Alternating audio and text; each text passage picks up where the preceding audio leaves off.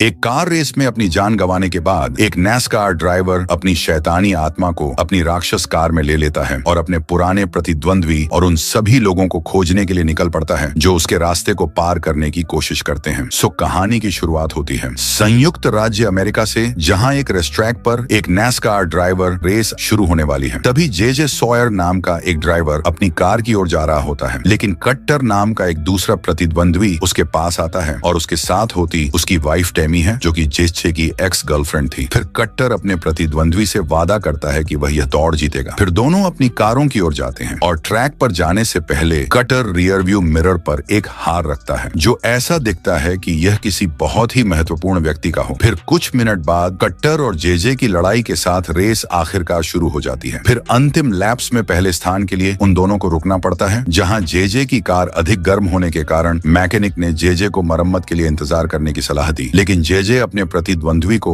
अपने से आगे नहीं बढ़ने देना चाहता था। इसीलिए दोनों ने वैसे ही रेस जारी रखी। लेकिन जैसा कि मैकेनिक ने चेतावनी दी थी कि कार के इंजन में गंभीर खराबी है, जिसके परिणाम स्वरूप चालक वाहन पर नियंत्रण खो देता है, जिससे कट्टर की कार को दीवार पर धकेल देता है और अंततः जे को एक गंभीर दुर्घटना का सामना करना पड़ता है, जिसमें कार ट्रैक पर कई बार पलटती है, लेकिन प्रभाव कट्टर के वाहन पर पड़ता है, जिसमें आग लग जाती है। और जे इस दृश्य को अपनी कार में से भयभीत होकर देखता है और कट्टर को बुलाता है, लेकिन तब तक बहुत देर हो चुकी होती है और उसकी कार आग की लपेटों में घिर जाती है, जिससे चालक भी जल जाता है। फिर इस ट्रेजेडी को कई साल बीत जाते हैं और जे ने भी इस रेसिंग को हमेशा के लिए छोड़ दिया होता है। अब वह सिर्फ सड़क पर एक ट्रक ड्राइवर की नौकरी करता है। तभी जे ने देखा कि सामने आने वाली कार चालक का ध्यान पहियों से हट गया है और वह एक गंभीर दुर्घटना से बाल बाल बच जाता है। फिर भी जे को सड़क से तेजी से हटना पड़ा, जिससे कारण ट्रांसमिशन नली में रिसाव हो जाता है। जबकि वह ट्रक को ठीक करने का एक प्रयास करता है, उसी वक्त उसके एक परिचित शेरिफ हेजेस उसकी मदद करने के लिए आता है और उसे निकटतम गैरेज तक ले जाता है। वहां उसकी मुलाकात क्लिफ नामक एक पुराने मैकेनिक मित्र से होती है, जो कि कट्टर का बड़ा भाई और टैमी का वर्तमान पति भी है। फिर दोनों मिलते हैं और क्लिफ उसे कुछ दिखाने का अवसर लेता है, जो कि एक प्रोजेक्ट होता है जिसे उसने सालों तक गुप्त रखा था। फिर दोनों एक गैराज के दरवाजे पर जाते हैं और अंदर जे को कट्टर द्वारा इस्तेमाल की गई पुरानी कार मिलती है, जिसमें क्लिफ ने बताया कि उसने इसे पूरी तरह से नवीनीकृत किया और उनका मानना है कि भाग्य ने जे को कार की मरम्मत पूरी करने के ठीक बाद वापस ला दिया है। हालांकि यह जे को अपने अतीत के एक भयानक अनुभव की याद दिलाता है, जिसके कारण उसे अपना रेसिंग करियर छोड़ना पड़ा। लेकिन क्लिफ ने यह भी खुलासा किया कि ट्रैक पर जो भी हुआ उसमें जे की गलती नहीं थी, क्योंकि कट्टर ने अपने प्रतिद्वंद्वी की कार में तोड़फोड़ करने के लिए मैकेनिक को रिश्वत दी थी, जिसके परिणाम स्वरूप यह दुखद दुर्घटना हुई। यह सुनकर जे क्रोधित हो जाता है और उसने अपने हाथ में पकड़े हुए गिलास को कार के हुड पर फेंक दिया और अजीब तरह से तरल बॉडी वर्क में पिघल जाता है। लेकिन जे को इसकी कोई परवाह नहीं होती है और वो तुरंत क्लिफ पर इतने वर्षों के लिए सच्चाई छिपाने के लिए हमला करता है। लेकिन लड़ाई को टैमी द्वारा रोक दिया जाता है, जो अपने पति की मदद करने के लिए सही वक्त पर प्रकट होती है। और जे शाम होने पर वहां से चला जाता है और अपने वाहन की मरम्मत के लिए इंतजार करने के लिए एक बार में आता है। तभी कट्टर की कार अचानक अपने आप शुरू हो जाती है और सड़क पर चली जाती है। तभी उसी क्षण दो युवा पुरुष वाहन को एक सुनसान क्षेत्र की ओर तेजी से जाते हुए देखते हैं और उसका पीछा करते हैं। जब वे वहां पहुंचते हैं तो उन्हें पता चलता है कि कार में कोई चालक नहीं है और वे कार के अंदर पेय पदार्थ की तलाश करने का फैसला करते हैं। हालांकि जब उनमें से एक ट्रंक में देखने जाता है तो उसका हाथ अंदर की ओर खींच लिया जाता है। फिर भी वह विरोध करने का प्रयास करता है, लेकिन कार उसे इस हद तक अंदर खींचती रहती है कि उसका आधा शरीर कार के अंदर ही रह जाता है, जबकि दूसरा आधा जमीन पर गिर जाता है। और उसका दोस्त जो ड्राइवर की सीट पर बैठा था वो उसकी मदद करने की कोशिश करता है, लेकिन उसी समय सीट बेल्ट उसे सीट पर कसकर पकड़ लेती है, जिसका बल इतना अधिक होता है कि युवक की पसलियां टूट जाती हैं और उसका खून बहने लगता है, जब तक कि कार उसे दूर नहीं ले जाती और वह जंगल में चला जाता है। फिर अगले दिन जे बार में वापस आता है और वह क्लिफ द्वारा बताई गई बातों से परेशान रहता है। फिर कुछ ही देर बाद वहीं पर ही टैमी भी आ जाती है और उसे मरम्मत किए गए ट्रक की चाबियां सौंपती है और जानना चाहती है कि उसके और उसके पति के बीच क्या हुआ। हालांकि जे बस अतीत को भूलना चाहता है और जल्द ही टैमी को अलविदा कहता है और अपने ट्रक में वापस चला जाता है। जब वह वहां पहुंचता है तो वह केबिन में ही सो जाता है, लेकिन कुछ घंटों बाद जब जागता है तो वह सुनता है कि कोई ट्रक पर पेंट कर रहा है। जब वह जांच करने जाता है तो वह एक जेसी नाम की युवती को बॉडी वर्क पेंट करते हुए पाता है। हालांकि यह नहीं जानता कि वह कौन है। फिर जे उसे जबरदस्ती पुलिस स्टेशन ले जाता है और वहां उसे पता चलता है कि जेसी नाम की लड़की कोई और नहीं बल्कि टैमी की बेटी है, जो कुछ ही देर बाद आती है और जेसी को घर ले जाती है। इस बीच क्लिफ नशे में धुत होकर गैराज में लौटता है और अपने और जे के बीच जो कुछ हुआ उस पर पछतावा करता है और उसी समय उसे पता चलता चलता है कि गैराज का दरवाजा खुला है और वह यह जांचने जाता है कि क्या किसी ने कट्टर की कार के साथ छेड़छाड़ की है। हालांकि जब वह अंदर देखता है तो कार ऑटोमेटिक ही दरवाजे की खिड़की को सक्रिय कर लेती है, जिससे तुरंत ही क्लिफ का सिर कट जाता है। फिर वाहन मैकेनिक की लाश को जमीन पर छोड़कर तेजी से भाग जाती है। फिर एक और दिन बीत जाता है और एक पुलिसकर्मी जेजे के ट्रक के पास आता है और उसे क्लिफ के वर्कशॉप में जाने का आदेश देता है, लेकिन जेजे नहीं जानता कि यह क्या हो रहा है। फिर जेजे वहां जाता है और शेरिफ द्वारा उसे बताया जाता है कि क्लिफ का सिर काट दिया गया है, जिसमें शेरिफ को जेजे पर शक होता है क्योंकि कुछ दिन पहले ही दोनों के बीच हुई लड़ाई के बारे में सुना था। लेकिन जेजे दावा करता है कि उसका इसमें कोई लेना देना नहीं है। तभी सौभाग्य से घटना स्थल पर मौजूद विशेषज्ञ शेरिफ को बुलाता है और उसे इस विनाश के बारे में नई जानकारी देता है और बताता है कि यह उसी समय हुआ जब जेजे पुलिस स्टेशन में था। फिर शेरिफ जेजे के पास जाता है और उसे उसके और क्लिफ के बीच लड़ाई का कारण बताने के लिए मजबूर करता है, जिसमें जेजे उसे कई सालों पहले हुई तोड़फोड़ का खुलासा करता है जो दुर्घटना का कारण बनी कई वर्षों पहले। लेकिन यह भी कहा कि जब उसने कट्टर की कार देखी तो उसे लगा कि उसका पुराना प्रतिद्वंद्वी अभी भी उसमें है। फिर शेरिफ ने जेजे पर यह विश्वास करते हुए जाने को कहा कि जो कुछ हुआ उससे टैमी अभी भी सदमे में है और जेजे टैमी से मिलने का फैसला करता है ताकि वह पता लगा सके कि वह कैसी है। उसी समय वहां से गुजर रहा एक पुलिसकर्मी सड़क पर कट्टर की कार को देखता है और उसकी तलाश में निकल पड़ता है। वह उसका पीछा करते हुए एक निर्माण स्थल पर पहुंचता है और तुरंत शेरिफ को चेतावनी देता है, लेकिन पुलिसकर्मी अपने हाथ में बंदूक लेकर खुद ही वाहन का पीछा करने का फैसला करता है और एक गोदाम में जाता है। लेकिन कट्टर की कार कुछ सेकंड बाद आती है और उसकी ओर तेजी से बढ़ती है, जिसे देख पुलिसकर्मी वाहन पर कई गोलियां चलाता है, लेकिन गोलियों का कोई असर उसे पर नहीं होता और वह कार से टकराकर उसके हुड पर जाकर गिरती है। लेकिन इतना काफी नहीं था। कार विंडशील्ड वाइपर पर लगे रेजर को सक्रिय कर देती है और पुलिसकर्मी के चेहरे को काटने के लिए उनका इस्तेमाल करती है, जो पहले से ही बेजान होकर जमीन पर गिर जाता है। फिर टैमी जेजे को कार के प्रति कट्टर के जुनून के बारे में बताती है और यह कैसे उसके पतन का कारण बना। जेजे तब कहता है कि जब क्लिफ ने उसे नवीनीकृत कार दिखाई तो उसे ऐसा लगा कि उसके प्रतिद्वंद्वी का भूत वाहन को नियंत्रित कर रहा है। जिसकी उम्मीद थी वही हुआ टैमी को। यह सब बेतुका लगता है और वह उसे यह जाने के बिना ही यहाँ से जाने के लिए कहती है। तभी जाते वक्त जेजे उसे कहता है कि भूत वाली कार वास्तव में असली है। फिर जेजे ट्रक में वापस जाने और शहर छोड़ने का फैसला करता है, लेकिन उसे संदेह नहीं होता है कि जेसी वाहन के अंदर है, क्योंकि जेसी कट्टर के नाश के बारे में जानकारी ढूंढ रही थी। तभी जेजे को आते देख जेसी जल्दी से ट्रक के अंदर छिप जाता है और ट्रक चालक से बचने के लिए सही क्षण की प्रतीक्षा करता है। फिर जेजे गाड़ी चलाकर आगे बढ़ने लगता है, लेकिन तभी रास्ते में उसे पता चलता है कि कोई ट्रक में है और उसे वापस ले जाने से पहले उससे बाहर निकलने के लिए कहता है और वह जेसी के लिए नाश्ता खरीदता है, जो कि विद्रोही व्यवहार करना जारी रखती है और वह ट्रक चालक के साथ रहने का भी सुझाव देती है क्योंकि वह अपने घर पर वापस नहीं जाना चाहती है। लेकिन जेजे उसे मना कर देता है क्योंकि वह जानता है कि टैमी को इस कठिन समय से गुजरने के लिए अपनी बेटी की जरूरत है। फिर वह लड़की को वापस ट्रक की ओर खींचता है, लेकिन वह अनिच्छुक होता है और यहाँ तक कि सबके सामने हंगामा भी करती है। हालांकि इससे पहले कि वे आगे बहस कर सकें, तभी वह कार भोजनशाला के बीच में प्रकट होती है और उसके चारों ओर सब कुछ नष्ट करना शुरू कर देती है। जेसी उस कार को पहचानती है जो उसके पिता की थी, लेकिन वह देखती है कि चालक की सीट पर कोई नहीं है। फिर जेजे लड़की को ट्रक में बैठता है। तभी इसी बीच टैमी ने देखा कि उसकी बेटी अभी भी वापस नहीं लौटी है और वह मदद मांगने के लिए पुलिस स्टेशन जाती है। जब शेरिफ को जेसी के लापता होने के बारे में पता चलता है, शेरिफ को डर होता है कि उसके साथ कुछ भयानक ना हो जाए, है क्योंकि उसे सुबह उन दो युवकों का शव मिले था जिन्हें घोस्ट कार द्वारा मार दिया गया था। लेकिन समस्या यह है कि शेरिफ के लिए इन अपराधों में एकमात्र संदिग्ध जेजे हैं, क्योंकि कट्टर और क्लिफ के साथ उसका व्यक्तिगत झगड़ा है। ये संदेह टैमी को और भी अधिक परेशान करते हैं, क्योंकि उसने एक दिन पहले कट्टर की कार के बारे में जो कहा था कि उसमें भूत है, तभी सबसे बुरा होने की आशंका में शेरिफ और उसके डिप्टी ने खुद को हथियारबंद कर लिया और जेजे के पीछे जाने लगे। तभी टैमी ने साथ चलने पर जोर दिया, क्योंकि उसे विश्वास था कि जेसी जेजे के साथ है, जो उसे अपना सिद्धांत बताता है कि कार में जेसी के पिता की आत्मा का वास है, और उसके आश्चर्य में लड़की कहानी पर विश्वास कर लेती है और वह जेजे से उसके और उसके पिता के बीच पुरानी प्रतिद्वंद्विता के बारे में अधिक बताने के लिए कहती है। और जेजे उसे बताता है कि कथित प्रतिद्वंद्विता शहर द्वारा दौड़ पर अधिक ध्यान आकर्षित करने के लिए बनाई गई थी, लेकिन वास्तव में वे बहुत अच्छे दोस्त थे। हालांकि अफवाहों की इस प्रतिद्वंद्वी ने कट्टर के दिमाग को प्रभावित करना शुरू कर दिया और अंततः वह अपने दोस्त के साथ विद्रोह करने का जुनूनी हो गया। अब जब जेसी को सच्चाई पता चलती है तो जेसी जेजे के साथ अधिक सहानुभूति रखना शुरू कर देता है, लेकिन उनकी बातचीत बाधित हो जाती है जब एक पुलिस कार ट्रक को रोकने की कोशिश करती है और उसमें शेरिफ हेजेस प्रकट होता है और ट्रक चालक पर अपनी बंदूक तानता है और उससे विरोध करने की कोशिश करता है, जिसे जेसी क्रोधित हो जाती है और सभी को समझाती है कि जेजे निर्दोष है और उन बताती है कि उन पर भूत कार द्वारा